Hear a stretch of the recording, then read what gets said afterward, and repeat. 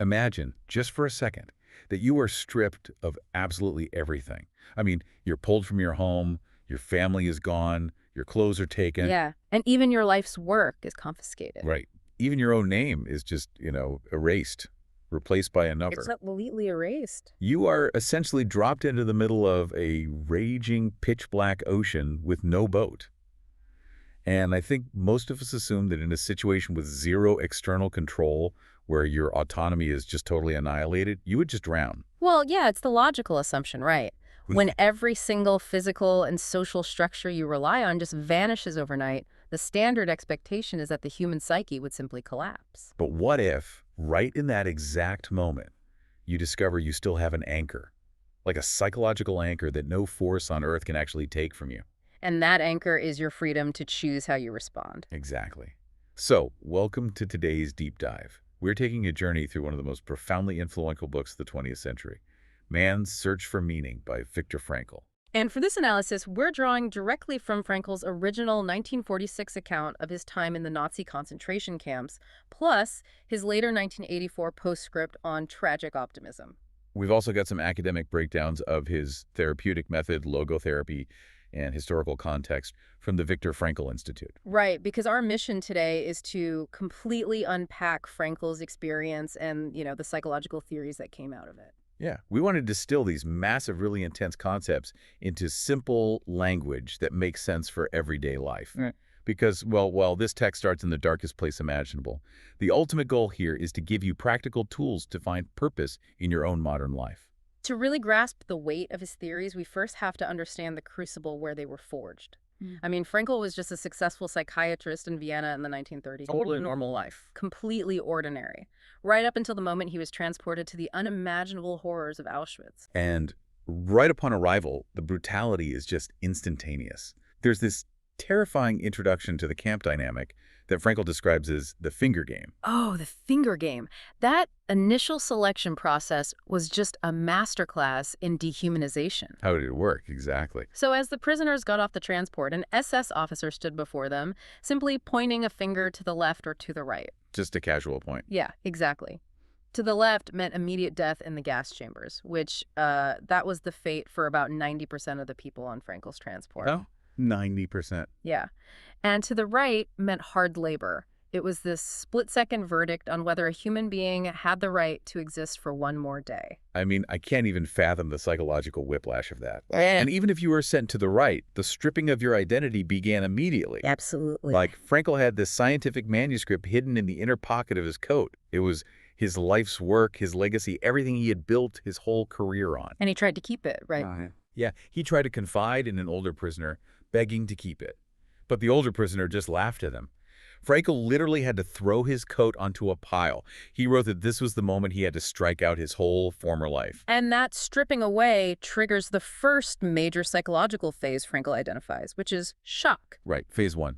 And what's fascinating about this phase is the mechanism the brain uses to cope. It's accompanied by what he calls an illusion of reprieve. Illusion of reprieve. Yeah. Meaning what, exactly? Well, the mind simply cannot process the finality and the scale of the horror, so it creates this false hope that things might not be as bad as they seem. Like a defense mechanism. But then reality sets in.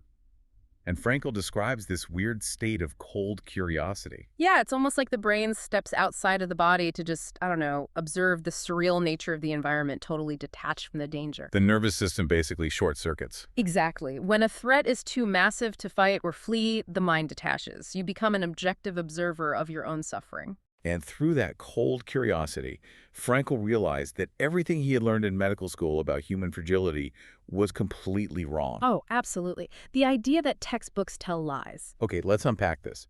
The realization that textbooks tell lies. Because I think about this all the time. If I don't get like 7 hours of sleep in a comfortable bed, I am a total wreck. Right, and medical textbooks validated that. They stated humans couldn't survive without a certain baseline of sleep or warmth or nutrition. But then he gets to the camp. Yeah, and Frankl found himself sleeping on bare boards in a tier with 8 other men. They shared 2 thin blankets in the freezing chill of late autumn. And their pillows were their own shoes. Their shoes, caked in frozen mud. And yet the body adapted. It survived. It's just wild what the body can endure. But that initial shock doesn't last forever. Eventually, that cold curiosity fades into the second phase, which Frankl calls apathy. Yeah, phase 2. I tend to think of this as like emotional hibernation. That's a good way to put it. Emotional death is the clinical term he points toward. The daily, relentless exposure to suffering just blunts the emotions entirely. Because feeling things takes energy. Right, exactly. Empathy actually requires a tremendous amount of cognitive and emotional energy. In an environment where you are starving and freezing, the brain literally shuts down its empathy receptors. Just to consolidate all available energy toward keeping the physical body alive. Right. It prioritizes pure survival over emotion. There's a story he tells in the book that is, honestly, incredibly difficult to read, but it perfectly illustrates this. Oh, the sick bay story. Yeah. So Frankel was standing at the sick bay. His own feet were swollen with edema, and he was just hoping for a day of lighter work. And while he's waiting, a 12-year-old boy is carried in. Such a horrifying scene. It really is. This child had been forced to stand barefoot in the snow. His toes were so severely frostbitten that the camp doctor was picking off the gangrenous black stumps with tweezers. And Frankel's reaction. That's the thing. Frankel, a trained physician who took an oath to heal, felt absolutely nothing. He watched, completely unmoved. The disgust, the horror, the pity, it had all vanished. It had to vanish. If he allowed himself to feel the full weight of that 12-year-old's suffering, his psyche would have just shattered. Apathy was a required defense mechanism. But here is where I get really stuck. Okay. If you are emotionally dead, like if you have completely shut down all feeling just to survive the day, how do you find any reason to keep waking up? Wouldn't apathy just naturally lead to giving up entirely? That is the pivotal question of his entire experience. And he observed that amidst this enforced physical and mental primitiveness, something deeply counterintuitive happened. What is that? He noticed that sensitive people, the ones who were accustomed to a rich intellectual or spiritual life, often survived the brutal camp environment better than those of a more robust, purely physical nature. Oh, because they had somewhere else to go in their minds. Yeah. Exactly. They could retreat inward. They had cultivated a life of inner riches that the guards couldn't touch. Frankel gives this incredible example of marching to a work site in the freezing, pitch-dark morning. Slipping on icy puddles, being beaten by guards. Right. And to escape the immediate physical agony, he began vividly imagining conversations with his wife, Tilly. And he didn't even know if she was still alive at that point, did he? He had absolutely no idea.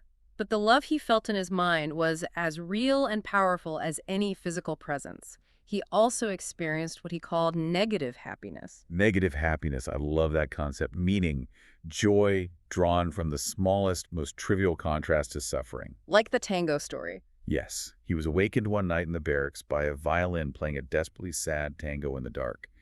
And he just wept, remembering it was his wife's 24th birthday. It's a beautiful, heartbreaking moment. In the middle of hell, his humanity is asserting itself. And that leads to the profound realization that closes out this phase of his experience. Even when humans are subjected to the absolute worst conditions imaginable, stripped of every possession and basic right, they retain one ultimate inner freedom. The freedom to choose their attitude in any given set of circumstances. Right. So if you're listening to this right now and you're facing an unavoidable frustration, maybe a toxic work environment, a health scare, or just a deeply difficult relationship. You might not be able to control the external event. Exactly. But you have complete jurisdiction over the attitude you adopt while walking through it. That inner fortress is yours alone. But the psychological journey doesn't end when the external suffering stops. Which brings us to the conclusion of this chapter, the liberation. Yeah, phase 3. You would expect liberation to be a moment of pure, unadulterated joy. Like a Hollywood ending. You'd think the gates open, the bad guys flee, cue the triumphant music. But Frankel reveals that the real psychological test actually starts after the trauma ends. Because surviving the camp was only half the battle. Surviving freedom required a completely new psychological framework. And the first hurdle was depersonalization. Right. Yeah. Frankel describes walking out of the camp and seeing the world, seeing the blooming flowers, but feeling like it was all a dream. They just couldn't grasp freedom. Why does that happen? Why couldn't they just be happy? Because the nervous system cannot instantly downregulate from years of chronic, severe fight or flight back to a state of safety. It's just stuck in survival mode. Exactly. The brain has been wired for threat detection for so long that the reality of freedom simply couldn't penetrate their consciousness. They had lost the ability to feel pleasure. And then, as the numbness wears off, the deeper psychological threats arrive. Bitterness and disillusionment. The bitter realization that the world outside didn't really understand what they went through. But the disillusionment is what really breaks my heart. I mean, Frankel returned to Vienna, bursting with the hope of seeing his family again. The very hope that kept him alive on those freezing marches. And he found out that his pregnant wife, his brother, and his parents had all perished. It's just devastating. It touches on the concept of the provisional existence of unknown limit. In the camp, not knowing when the torture would end was agonizing. But returning home and finding that the future you dreamed of, the meaning that sustained you, no longer exists. That is a disillusionment that just crushes the soul. And it creates a moral vacuum too, right? Oh, completely. There's this chilling story about his comrade in the oat field. Frankel was walking with a friend who had survived the camps with him, and they came across a field of young crops. Right. Frankel tried to avoid stepping on them, just out of basic respect for life. Yeah. But his comrade deliberately stomped right through the middle, furious that Frankel would care about oats when their families had been gassed. He wanted to stain his hands with blood in revenge. Exact. And that's the danger of the liberated becoming the oppressor. Frankel had to carefully guide his friend back to the fundamental truth that no one has the right to do wrong. Even if wrong has been done to them. Right. Pain does not grant you a moral blank check. So how does a psychiatrist take this profound, tragic realization, surviving the camp, surviving the loss of his family, surviving freedom, and turn it into a clinical practice to cure everyday people? Well, he realized that survival, both inside the camp and out in the free world, depended entirely on having a meaning to live for. So he formalized this into his own therapy. Yes, what became known as the Third Viennese School of Psychotherapy, which he called Logotherapy. Okay, I know Sigmund Freud is the first school, and Alfred Adler is the second. What is the fundamental difference here? It comes down to human motivation. Freud argued that humanity's primary drive is the will to pleasure. We want to feel good and avoid pain. Okay, makes sense. And Adler argued for the will to power. We want status, control, superiority. But Frankel looks at both of them and says, no. Logos is Greek for meaning, right? Exactly. Frankel argues that our deepest, most fundamental drive is the will to meaning. And if we don't find that meaning, things will go off the rails. Drastically. When the will to meaning is frustrated, we fall into what Frankel calls the existential vacuum. The existential vacuum. Yeah. And this isn't just a clinical term for trauma survivors. It is a widespread phenomenon in the modern world. Oh, absolutely. You see it everywhere. The Sunday night dread, the endless doom scrolling on social media, the midlife crises, it manifests as profound boredom, depression, aggression, and addiction. Because nature abhors a vacuum. Yeah. If you don't have a distinct meaning to guide you, you will fill that emptiness with something else. Like what? Well, Frankel noted that people in an existential vacuum tend to fall into one of two traps. They either do exactly what other people do, which is conformism, or they do what other people tell them to do, which is totalitarianism. Wow. So to avoid that trap, logotherapy focuses on looking forward. It's less about digging through your childhood traumas on a therapist's couch and more about confronting you with the meaning of your future. Precisely. But let me push back a bit. Here's where it gets really interesting. Isn't it exhausting to always be searching for the grand meaning of life? You know, with a capital M and L. Yeah, people ask that a lot. Because most of us aren't writing groundbreaking books or surviving historical tragedies. What if my life is just normal? It's a critical distinction. Frankel warns against searching for an abstract, overarching meaning of life. He uses a brilliant analogy of a movie. How so?